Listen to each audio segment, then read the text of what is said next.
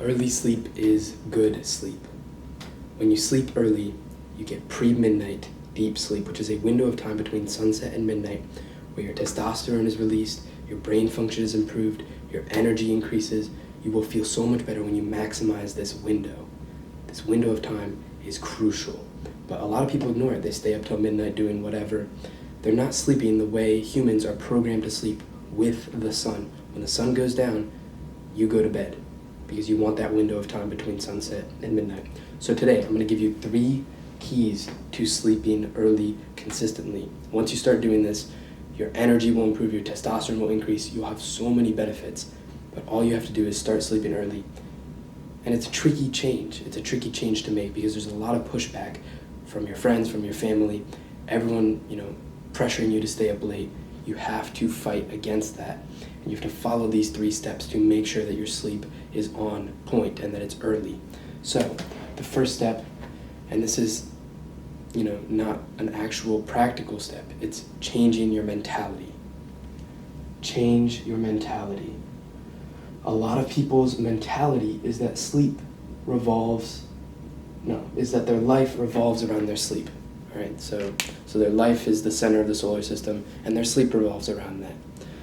That's the opposite of the mentality you need to have. Your sleep is in the middle of the solar system. Your life revolves around your sleep.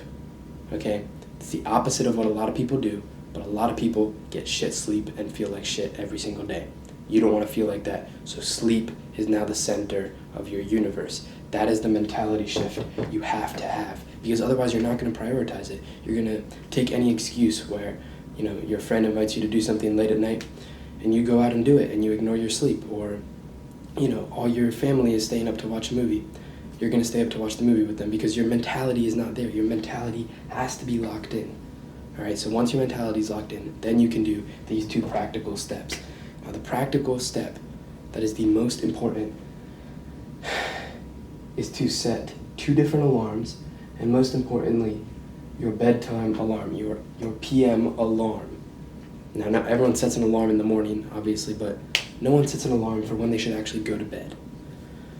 Now, for me, my bedtime alarm, let me show you on my phone, is set for 9:25. So by 9:30, I am in bed every single night.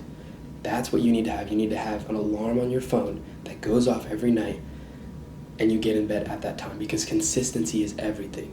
So pick your bedtime. This is where you pick your bedtime. And I would say 10 p.m. is the latest you should be going to bed if you want that pre-midnight deep sleep window. 10 p.m. Once you've picked your bedtime, so maybe it's 9:30, that's what mine is, then you choose your AM alarm. You set your AM alarm, which should be 10 hours after your bedtime alarm. People say, oh, I'm not going to spend 10 hours in bed. If you want optimal sleep, you have to spend the same 10 hours in bed every single night. And what these alarms are going to do is they're going to make sure you're consistent. Your bedtime alarm goes off, you get into bed. You stay in bed until your morning alarm goes off, or until you wake up slightly before it. It's not obviously optimal to wake up to an alarm because your cortisol is going to spike if you're, getting ripped out of deep sleep. But usually what I've noticed is when I set my morning alarm and I'm consistent with this routine with these 10 hours, I wake up naturally before the alarm anyways. So the morning alarm is just to make sure that you don't oversleep, because if you oversleep, you won't be able to fall asleep early, and then it's a cycle, right? So this 10-hour window, you have to spend the same 10-hour window in bed every single night. That's the key to good sleep. That right there, that's it. Of course, you have to make sure it's early in the evening, but these 2 alarms are going to make sure you're consistent, because consistency is everything, okay? The third step, you've set your alarms and you're getting into bed at the same time every single day, but what you do during the day will have a huge impact on how you sleep at night. Sometimes I lie awake in bed for hours because my cortisol is up, my circadian rhythm is, out of whack. I'm cooked, basically. So what you have to do in the morning and throughout the day is get sun. Sun is going to regulate your circadian rhythm. You have to be going outside and you have to touch grass. It might sound crazy to you. You have to go outside and touch grass. Look at the sun, especially in the morning after you wake up, and make sure that you're getting sunlight consistently, because this is going to regulate, it's going to tell your body when to be awake and when to fall asleep. You're sleeping with the sun and you're awake when the sun is up, you're sleeping when it's down. So you have to be going outside during the day to get sunlight in your eyes, on your skin. It's optimal. The more sun you get, the better, because your sleep will improve dramatically. And you also have to make sure that your diet is on point. These are the two biggest things when it comes to sleeping early, is the sun and your diet.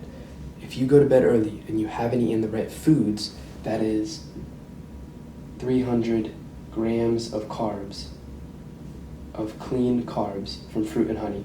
Now, if you didn't know, fruit and honey are the best carb sources because they're not grains, they're not ultra-processed foods, they're not processed sugars. Fruit and honey, 300 grams of them, and you will sleep so much better, because when you eat a ton of clean fruit and honey, clean carbs, your insulin spikes and your cortisol, your stress hormone, goes down. So you'll be able to fall asleep early at night. This is key. When I do not eat enough carbs, when I eat 150, 200 grams of fruit and honey, I cannot sleep. I lie awake in bed for literally hours. This happened to me the other day. I ate like 150 grams of carbs and my cortisol was up, so I couldn't sleep at night. You have to make sure you're eating 300 grams of clean carbs. No grains, no ultra-processed food, no nothing, but fruit and honey. Fruit and honey. It's key. And of course, you want to make sure you're eating breakfast within 1 hour of waking.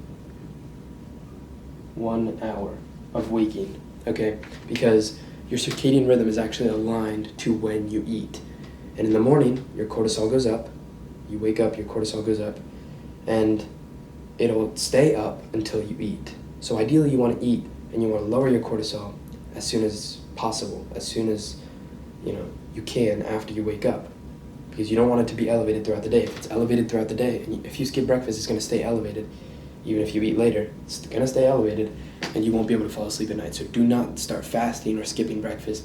Breakfast, you have to eat it within an hour of waking up, and your circadian rhythm will be aligned, and you'll be able to fall asleep. Okay, you have to lower your cortisol with these clean carbs and with the sun and with breakfast within an hour of waking up. Lower cortisol is ideal. Then your sleep will also lower your stress hormone, and it's a very positive cycle. You lower your cortisol to sleep, and then sleep lowers your cortisol even more. You're going to have so much more energy if you follow these 3 steps. This first step is key, because you will not be able to do either of these 2 steps after if your mentality is still the same, if you're not prioritizing sleep above everything else. Because sleeping early is so hard nowadays. It's so hard. Everyone stays up late. Literally everyone. If they're not locked in, they're going to bed super late, because they don't even realize that there's this pre-midnight deep sleep window. They don't even realize. And they're going to try to pull you with them. You can't let that happen. You have to change your mentality, and you have to become locked in on your sleep. You have to. Otherwise, this is not going to happen. These 2 alarms are not going to happen. You're not going to spend 10 hours in bed. You're not going to get sun. You're not going to eat right. It's going to be cooked. But if you want energy, if you want improvements in your life, in how you feel, every single aspect of your life will benefit if you follow these 3 steps and get early sleep, because early sleep is good sleep. Thanks for watching.